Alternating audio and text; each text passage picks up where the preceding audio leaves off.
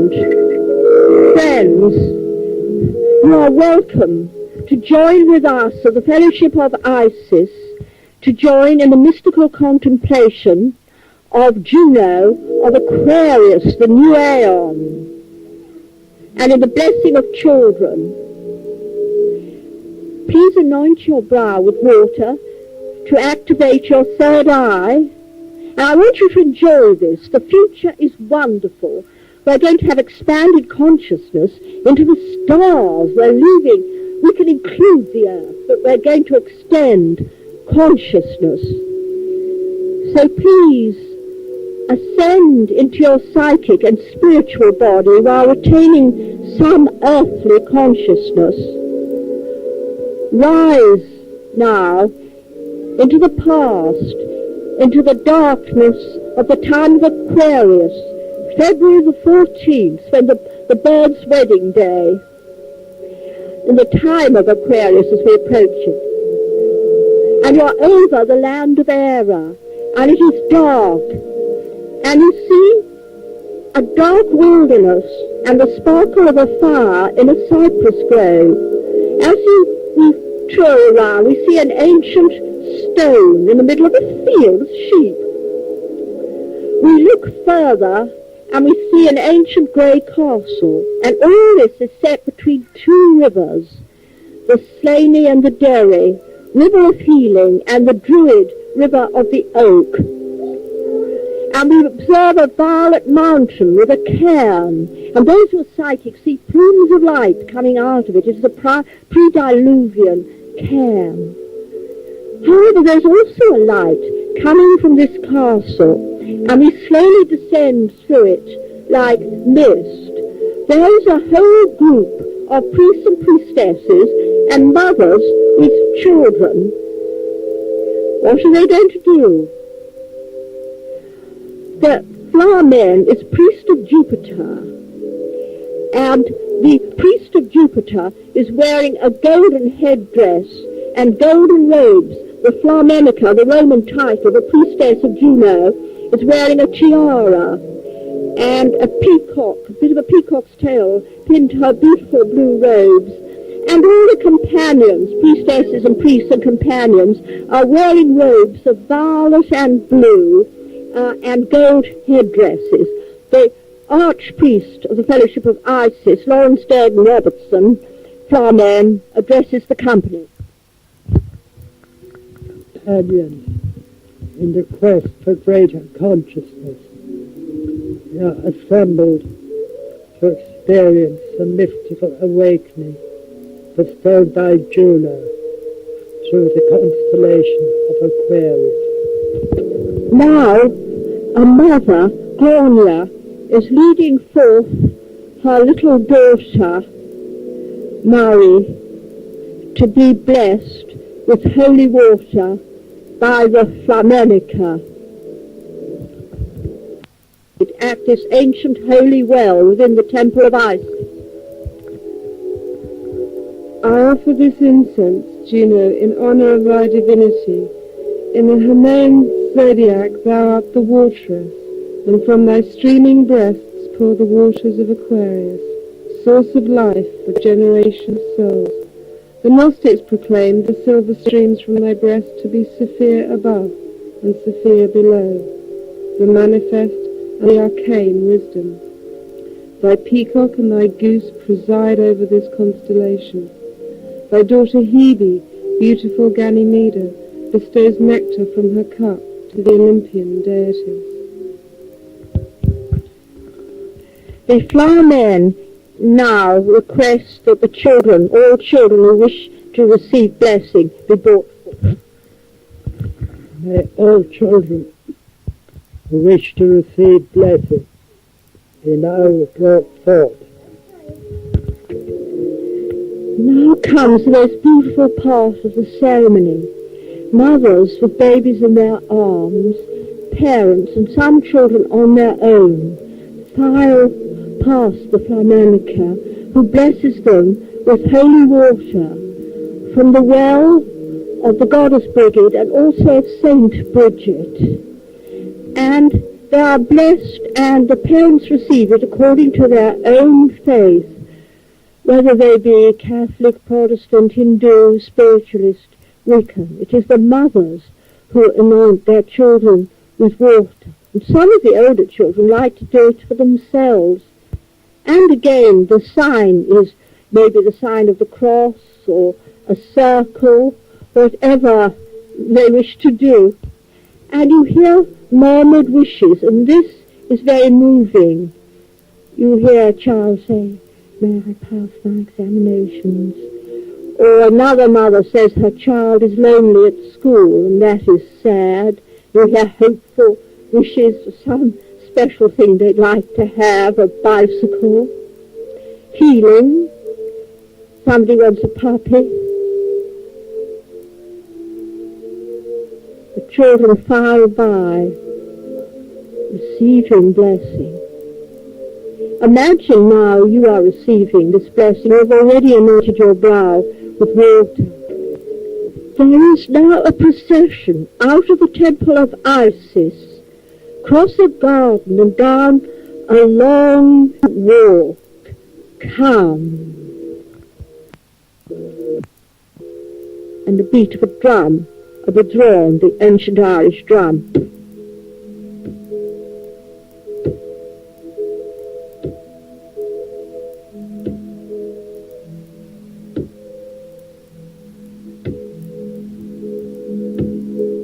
Come with them.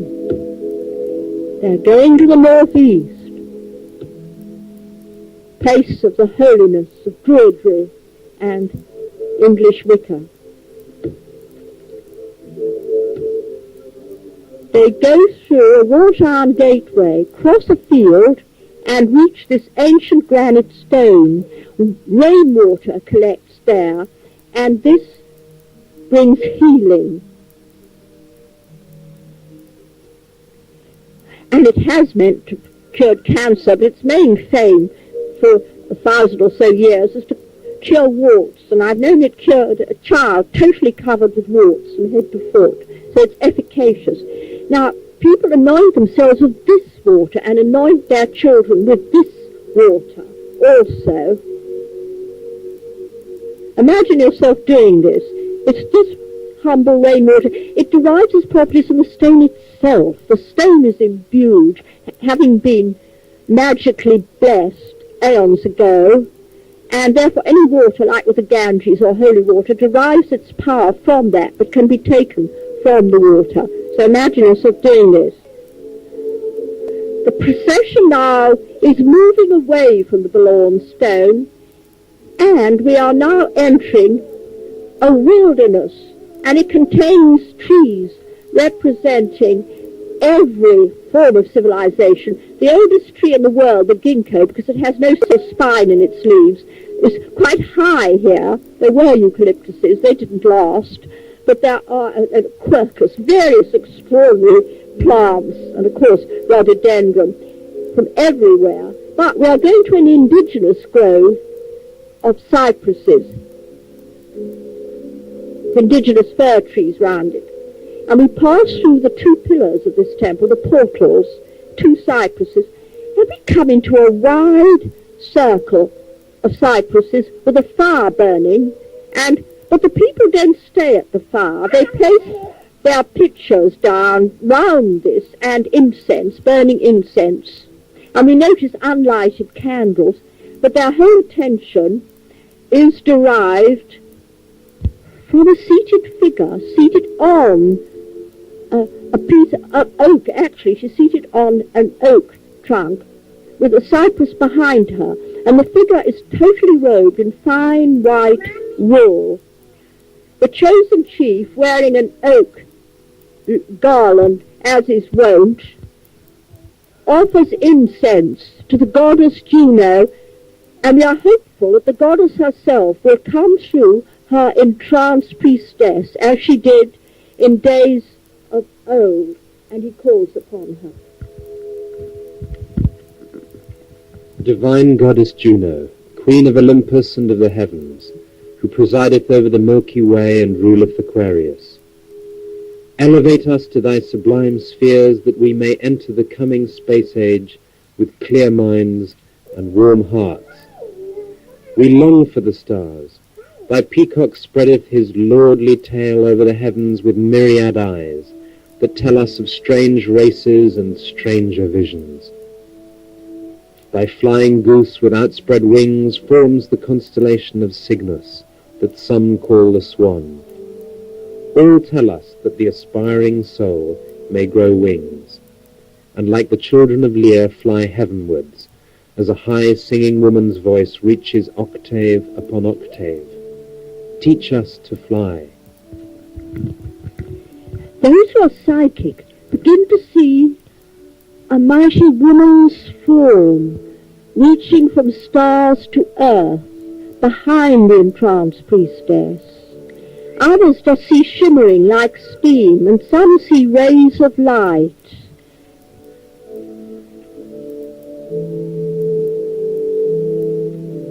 In the beginning, the creatures of earth dwell shell-encrusted, homebound in primeval slime.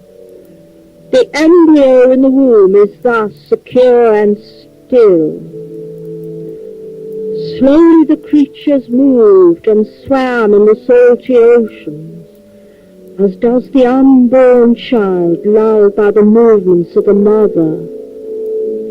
Then bravely these voyagers in time and space moved to the shores, and some roamed the land, some remained in the waters, and others grew wings and flew. So it is with the soul. There is no more greatness in flight than there is in gliding silently through dark waters in ocean forest, or in dwelling in deep jungles speckled with the golden sun. Nonetheless, I call upon those who seek to fly, for these seek my sovereignty. Those who soar look down upon the round earth and its blue seas and green and yellow continents, and then they fly to the pale-faced moon over which my soul presides, and they wonder at craters and pinnacles and arid deserts, and they seek stars that blaze with the light of 1,000,000 suns, and they long to transcend the galaxy herself, and see her as a coiled serpent, like her sister Andromeda. They dream of seeing the mega-universe as a mighty dragon, Inanna, and of watching stars and galaxies consumed by vortices of darkness to be reborn to greater life.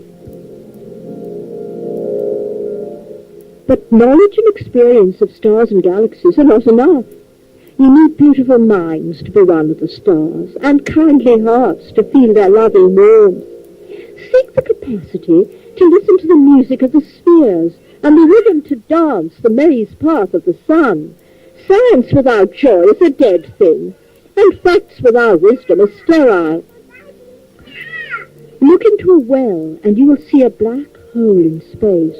See the sparkle of a little waterfall, and you will appreciate a galaxy. Enjoy children laughing, enjoy birds singing, and you'll be listening to the music of the spheres. In contemplation, with your eyes shut, you will spread your soul's wings and fly with me and join the maze dance of starry spirits.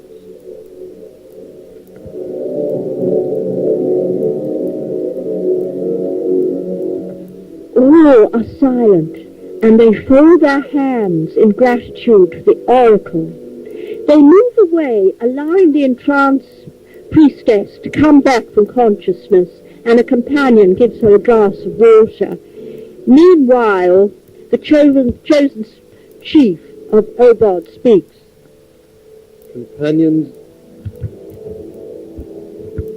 O royal Juno of majestic mien, aerial-formed, divine, Jove's blessed queen, throned in the bosom of cerulean air, the race of mortals is thy constant care.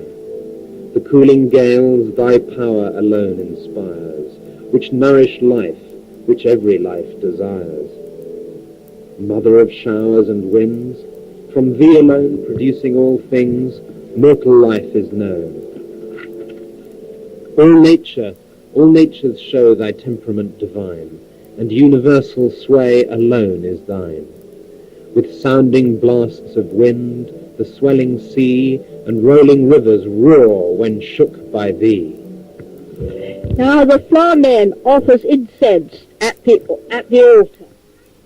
I offer this incense to thee, mighty Jove the Thunderer, in honour of thy divinity. Thou art with thy guardian with Juno, of the constellation of Aquarius. As Juno entrusts thee the cup of nectar, of serving others, Hebe, her daughter, so does King Ganymede, their children, take on the task of serving others. Now, the second companion addresses the company. Crystalline brother of the belt of heaven, Aquarius, to whom King Jove has given 2 liquid pulse streams instead of feathered wings, 2 fan-like fountains, therein illumines for Dian play. Jove, for the prince of birds, decreed, and carrier of his thunder too, and bird whom golden Ganymede too well for trusty agent knew. Now the other flamenco speaks. Thus from the source of life flowing from Juno's breasts, to her children Hebe, Aquarius, and Ganymede receive living water, and they bestow this nectar to others from an overflowing cup. May we ourselves learn likewise to accept and to give living water. Now all drink from glasses, wine glasses, that are resting beneath a tree, starting with the children. And having received this water, there begins the dance of giving water to the earth. First of all, the children fill up little glasses of water from this pitcher of water, and they sprinkle it on the ground, dancing around. And all the grown-ups, the priestesses, priests, and companions do the same. They form a beautiful dance, going in and out all the trees in the wilderness, and some of the young men pick up flaming torches and hold them aloft, and the maidens carry the water. Join in this dance. Imagine yourself now joining in and out. It's like the old children's song, in and out the dusty windows, which used to be an old ritual. Thread the needle.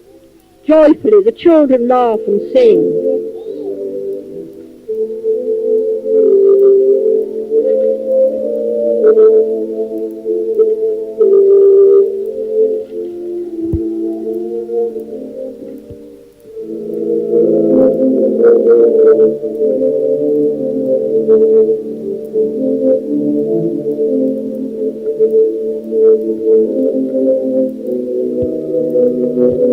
Feel that all life is one with the stars and the earth. There is no difference between faiths. All are different as we are in personality and practices, but all stem from all life. There is no difference in colour. We have African, Northern European members, so all are one. Feel this in yourself. As you dance, sprinkle water around, especially to countries and people you don't like. There are people that we don't feel in resonance with, and especially give them the waters of life. Everybody does that. Send water of healing. I notice the companions now are saying names of people and countries they wish to help. And the people and countries they most dislike are obviously in the most need of help, in their opinion. They do this now. Perhaps you better do it silently. Sprinkle water to your enemies. And they're no longer enemies because they're people you're helping. And we always like helping other people.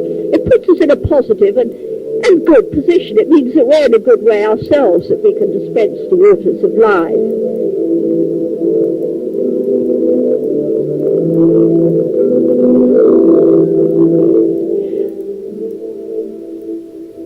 Dance. Gently sprinkle the waters of life.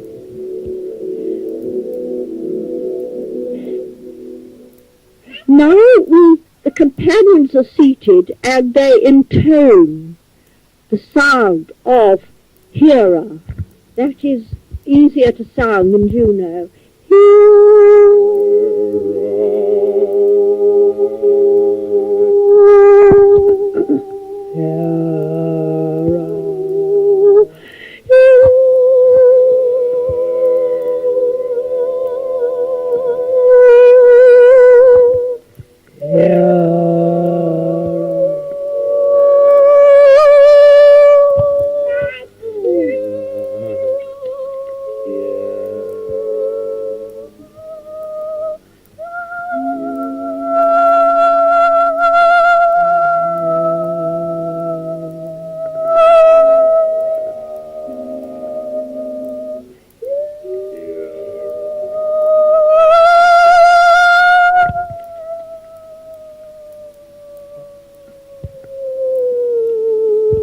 And as the chant continues, the sound blends with the dance movement, and movement and sound produce perfect balance between fire and water, air and earth, the sacred elements.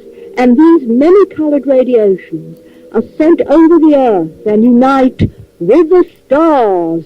Visualize the Aquarian constellation and all your own sun signs. I'm under the constellation of Aries. Whatever you are, think of it, visualize it, and send forth good star rays to all. The children have been singing as well.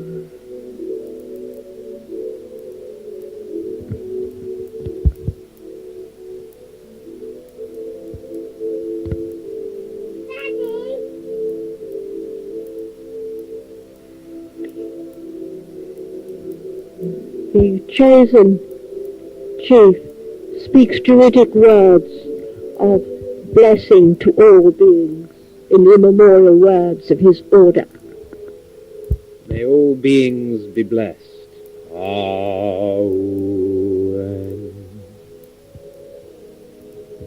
And the mother of the grove is also sending forth blessing with upraised hands.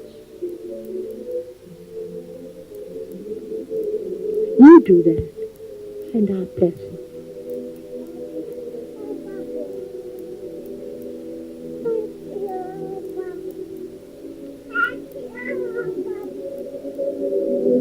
Not only children are welcoming here, but a cat is joining us, called Fluff.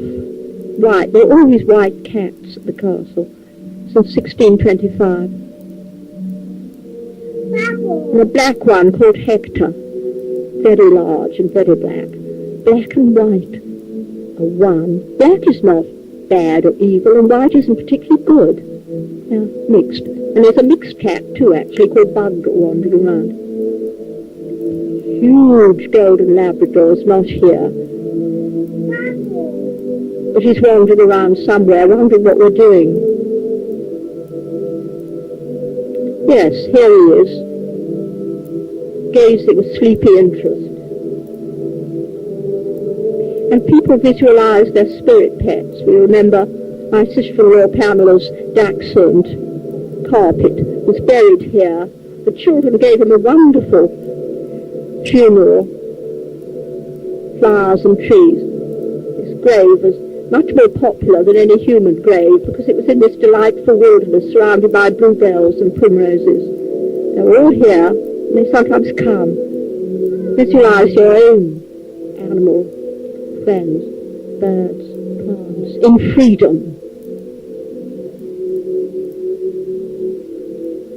This is rebirth. Aquarian illness for the young, not the conquering child so much as the child in us all that only conquers through friendliness, the way children are. Not too good either.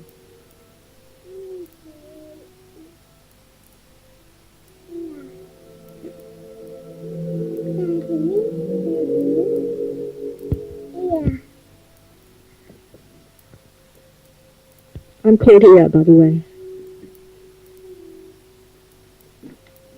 Ea's an earth goddess, so I don't mind. I'm always called Ea about children.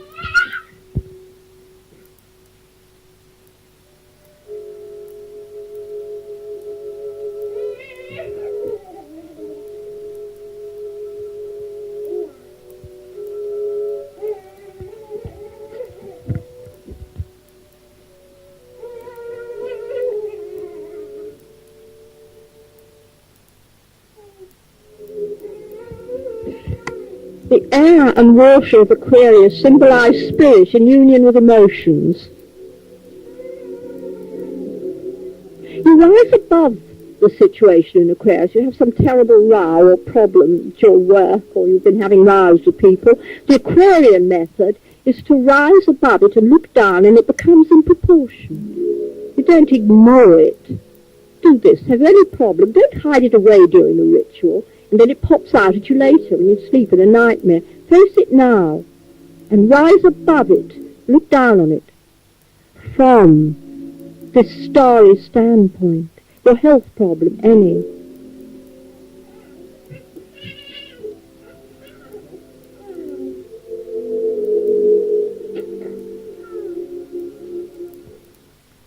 All problems vanish when you are your true self. We are only players in this shadow world. And now, at the birth of a new aeon, we look ahead now. We've solved our problems. What do we plan for our own future, not only now, but in future lives, whether on earth or in the stars? Meditate.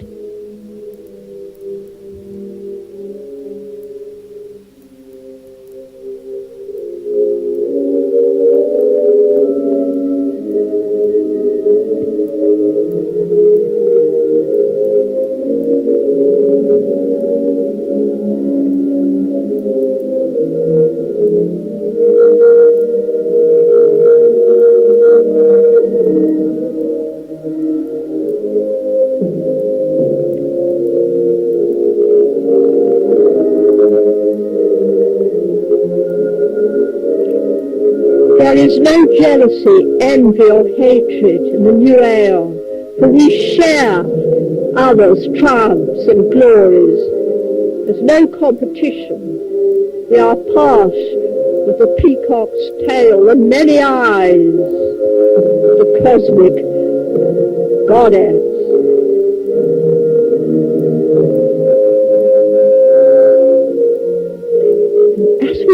This, we feel the waters of Aquarius and the stars pour through us.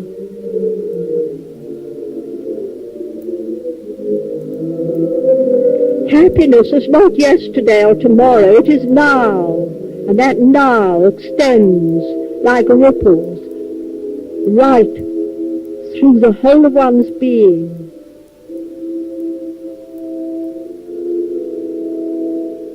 Sorrow passes, joy lasts forever. The children in the circle are the ones who see the most.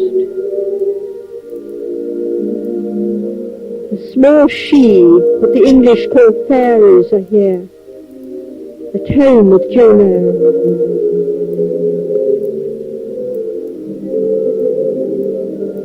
The fire warms this cold evening.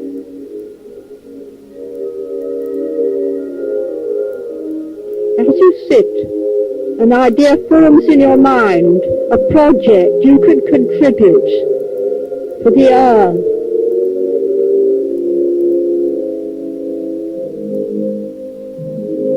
You are receiving inspiration from the stars.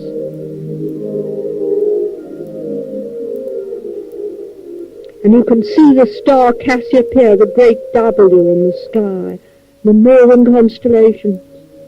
And you know that beneath, below the South Pole, is Aquarius. And the stars are always there. There is no loss. We are shrouded with a starry mantle.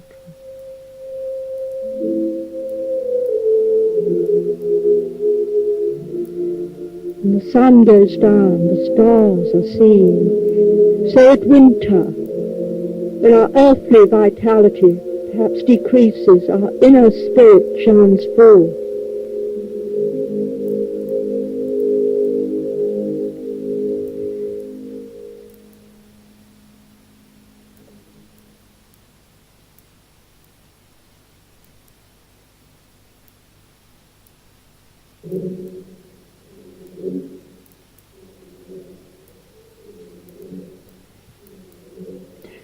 We become psychically gifted. We begin to be able to sense auras. We see that all creatures are part of a rainbow network of radiation.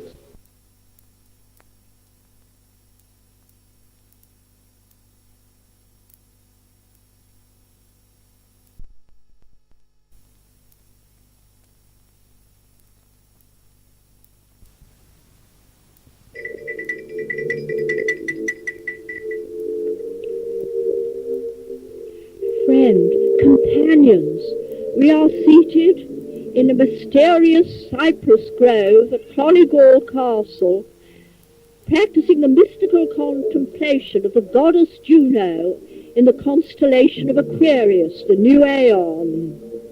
A new part of the ceremony is now about to begin, the weaving of various cultures. So far we have invoked the deities of ancient Rome and classical Greece. Now a different type of priestess steps forward. She is wearing Indian robes. I have an Indian nephew now and married my niece, and I know I have Indian members, and they always bring a particular wonderful culture and ancientness to our ceremonies.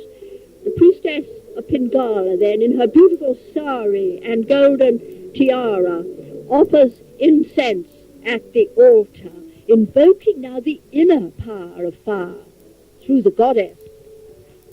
Golden Pingala, I offer this incense honouring thy divinity.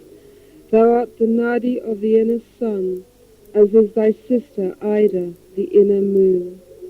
Thou art the Surajinari, who doth preside over Aquarius, which leadeth the procession of the zodiac. Who may describe thy beauty? Thou art like the bird of paradise. The curling fronds of golden feathers encircle thee like a mesh to entrap the soul. Thou art the golden felix, and fire runs through thy crest and circles about thy mighty head. Streams of molten gold pour forth royally from the palms of thy hands, bringing everlasting glory and life eternal. Entwined with thy sister, the silver swan, Ida, thou dost bring fire to intermingle with the water of Aquarius. The goddess is more subtle than the fibre of the lotus, and is coiled around the roots of the tree of life. She is curled 3.5 times round herself. When the mystic sound is uttered, and the flashing light in the darkness awakens the sleeping soul, she uncoils herself and raises her head, and enters the Raja road of the tree trunk, which is the spine. After her long sleep, she stretches herself through the branches of the tree, as if these were her arms and legs, and from her hands come forth the apples of life. They are many-coloured and glorious. They are the spheres of bodies and suns and worlds and constellations. They are the 11 luminaries of Aquarius, both 3 and 8. The goddess gives her nectar within her fruit. To the wicked these are poisonous. To the virtuous they bring divine awakening into eternal life. This is the very inner core. The god rules outer power, Ra, Jupiter. The goddess conceals the inner kundalini. But this must not be awakened unless the soul is prepared. Thus we have prepared ourselves in solemn ceremony. The company are seated, some who can do it, in the lotus position, I'm glad I brought my nephews and nieces to be able to do the lotus position if they should ever wish to do it. You learn it when you're very young. Others cross-legged or with their arms round their knees, but keeping their spine straight. The goddess of Pingala, Kundalini, moves gently and subtly behind each companion and places her hands slightly over their heads. Some may see a small flame over the head. Feel this. Now she draws her hands lightly, not touching but down the spine, and begins to draw power up from the earth with her hands. She moves gently, in other words, placing her left hand over the top of the head and her right hand towards the earth at the base of the spine. Feel power from the earth, Mother Earth, coming up your spine in warm power to your heart. Imagine this lovely lady in gold and orange robe moving around, and you begin to grow a tiara of light. Feel golden light over your head, beautiful golden light coming down. Warm power coming up. Now silver is intermingled, moon power. You draw it to your third eye. You begin to see wonderful visions. You begin to see colour.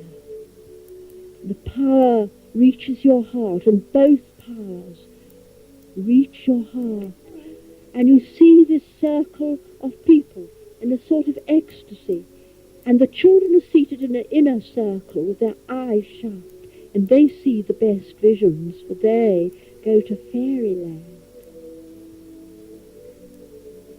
So youth and age are joined, and that perhaps is the greatest barrier of all. The Flamen speaks. Let us name the 3 and the 8 luminaries of Aquarius, that we may invoke their divine guardian. In the place of the southeast winds of Aquarius, I dedicate this flame to Sada Milo, the fortunate star of the ruler. Now we notice that each participant is lighting one of the little covered lamps round the circle. The Flamen is lighting the second lamp. I dedicate this flame to Sadal Sud, star of mighty destiny, Fortuna Fortunarum. How the ancients loved the stars and knew them. The priestess lights the third candle. I dedicate this flame to Sadashbir, the fortunate star of the hidden mysteries. I dedicate this flame to the star Shiat Edelu, granter of wishes. I dedicate this flame to Delta Aquarids, bright stream of meteors. I dedicate this flame to the star Albali, the good fortune of those who graciously accept that which is offered. I dedicate this flame to Nui, the wise woman who presides over the 4 stars. I dedicate this flame to the Saturn Nebula, the celestial mist. I dedicate this flame to the Aquarian twins, 2 stars as one, in the constellation of marriage. I dedicate this flame to the star Anka, which was called by the Chinese sages the teardrop, a star of gentle sorrow of the rainy season. I dedicate this flame to the star Situla, the well bucket, the urn of outpouring wine, the 11th star in the 11th sign. The star guardians are invoked. Let us weave their rays. Here there is another dance. This time, imagine 11 star rays of Aquarius, all the colours of the peacock, being woven. This dance involves elaborate arm movements, and the children all copy. They have their own procession, and they go in and out through the trees. Join this. dance, this weaving of the stars. Think of their beautiful names that were given to them. Think of them. The fortunate star of the ruler, star of mighty destiny, Fortuna Fortunarum. Then the fortunate star of the hidden mysteries, and the granter of wishes, the bright stream of meteors, and the good fortune of those who graciously accept that which is offered, accept this friendliness. And the flame of New, the wise woman, and the celestial mist, and the Aquarian twins, and the constellation of marriage. Juno presided over marriage. And I love the teardrop, a star of gentle sorrow, and the urn of outpouring wine, the well pouring wine, star Situla. Feel now the feeling of Aquarius, the gentle receiving and giving. Be a giver, and you will receive. Receive with gratitude, and you will learn to give. Meditate on this.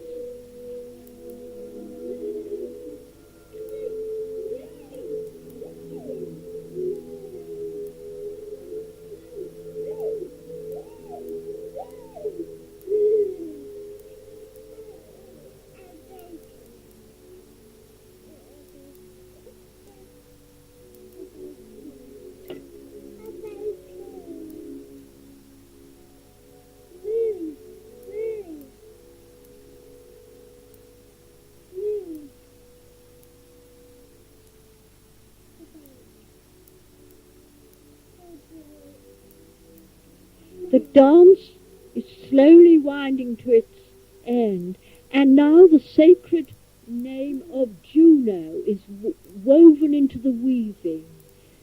This time, working with harmony for beings who dwell in outer space, for beings of the stars, the beautiful Pleiades, whichever star we are drawn to. I am drawn to Sirius, some to the Pleiades.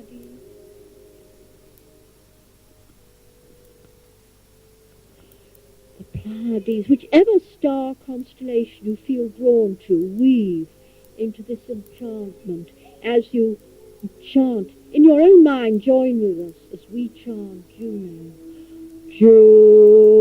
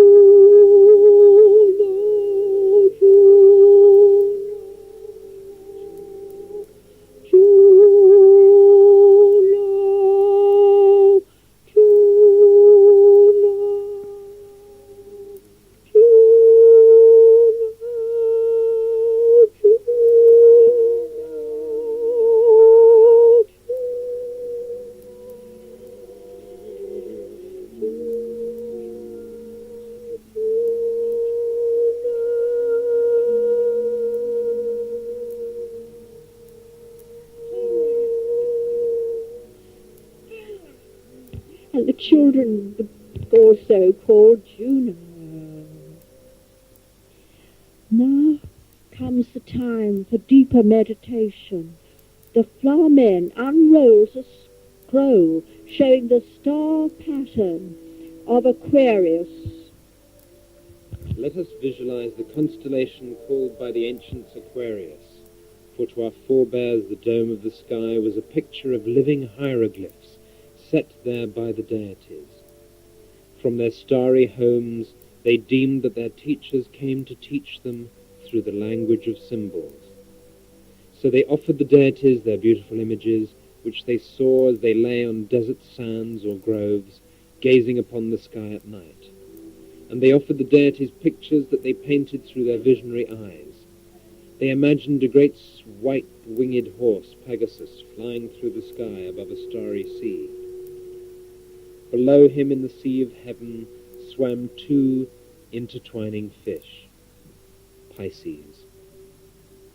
And from a stream entering the sea, they discerned a maiden whom they called Hebe or Ganymede, or a youth, Ganymede, drawing the stream's water into a pitcher and then pouring forth the water in bounty in 2 starry streams.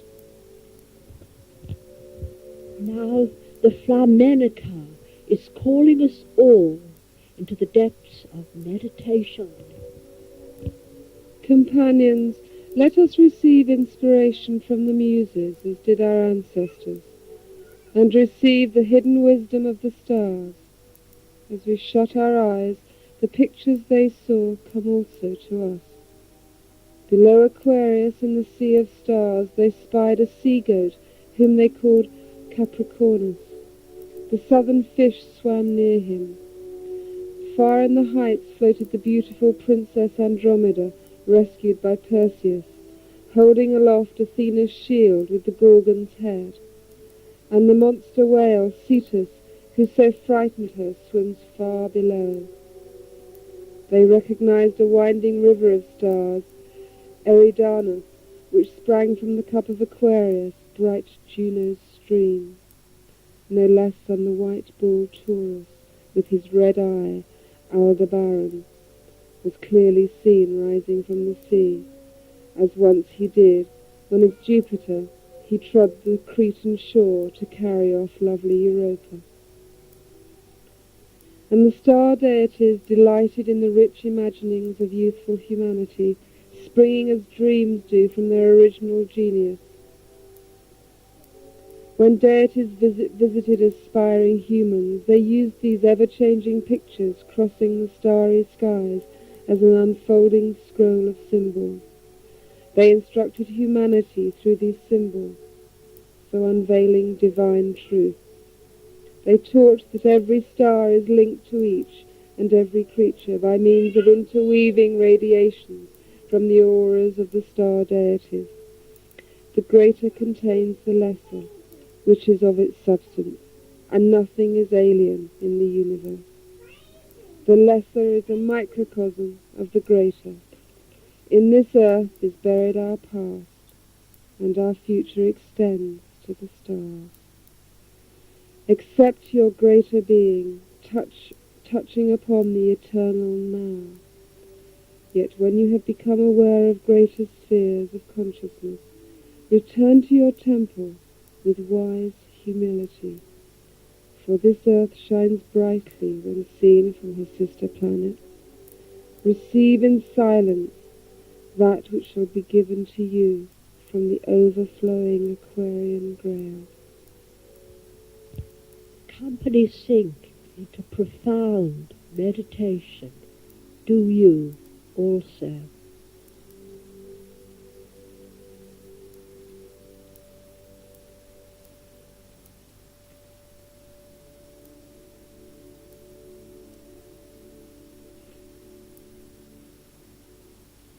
You are surrounded by the sea of heaven. The Aquarian grail overflows and fills your cup, which is the lotus upon your head.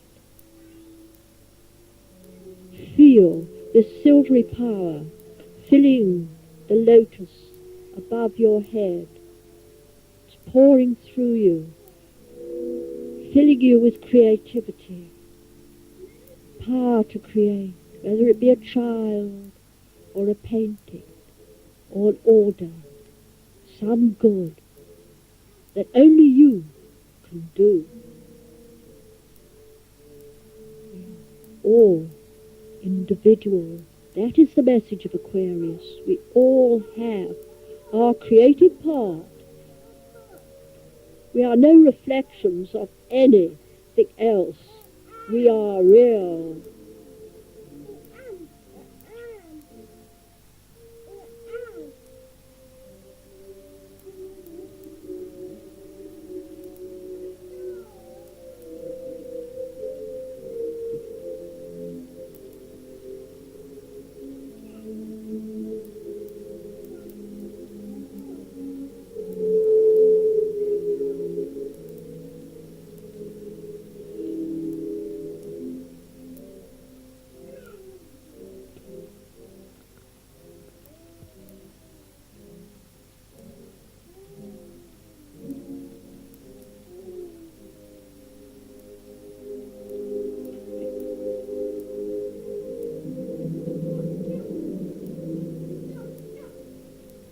You feel at peace with all beings because you accept variety.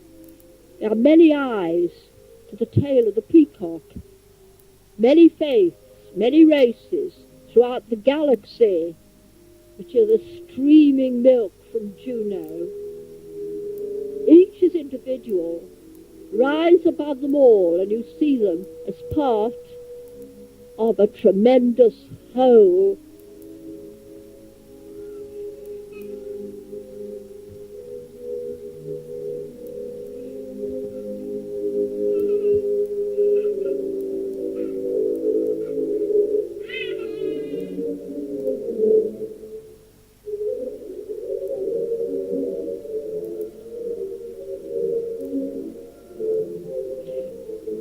However, the priestess now calls us back from the meditation.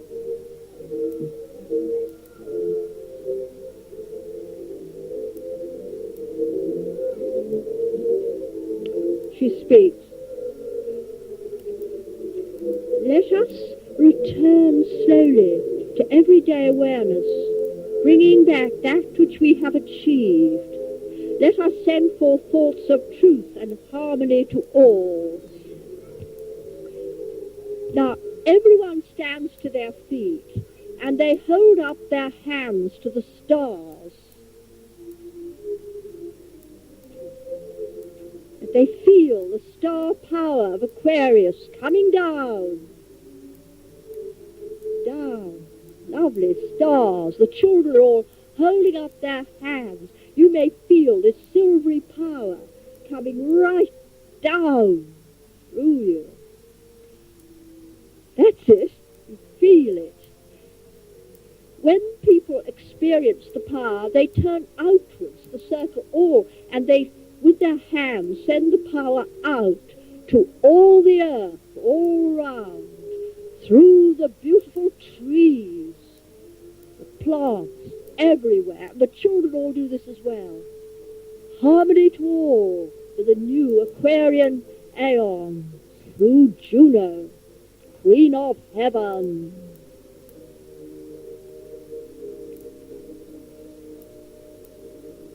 Regina Caeli.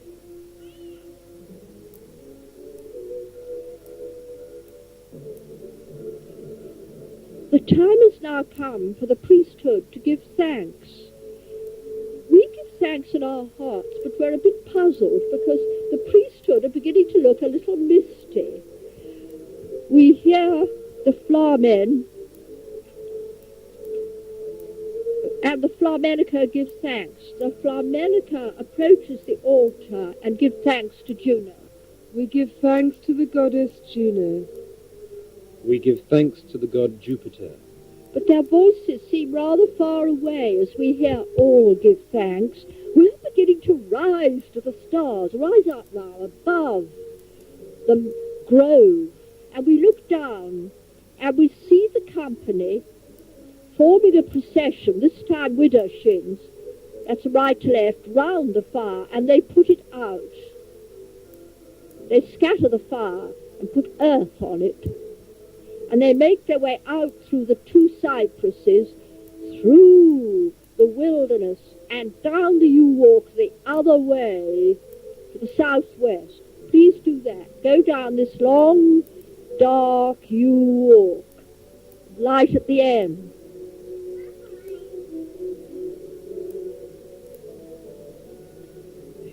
We are sorry to say goodbye to this happy company.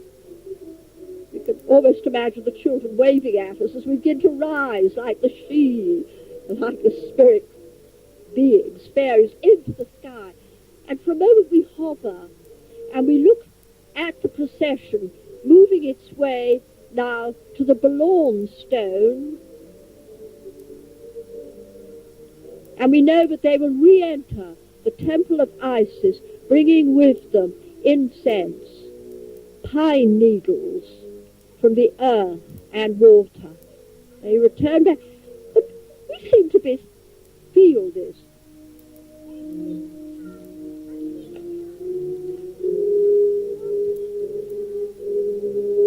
We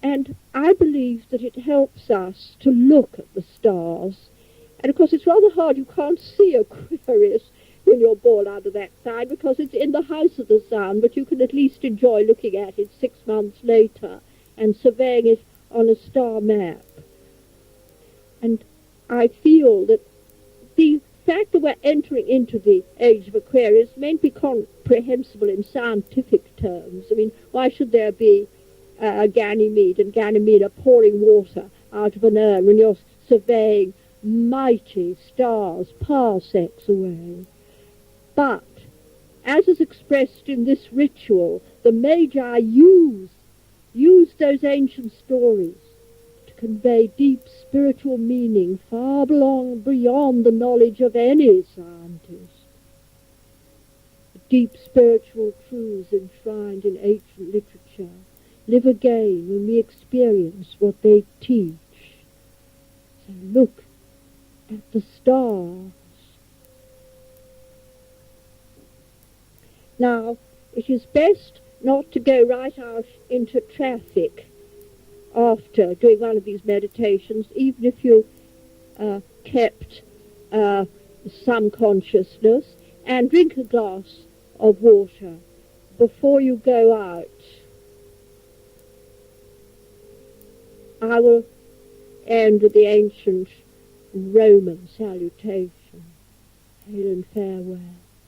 Ave, salve, vale. Receive the blessings of Juno of Aquarius.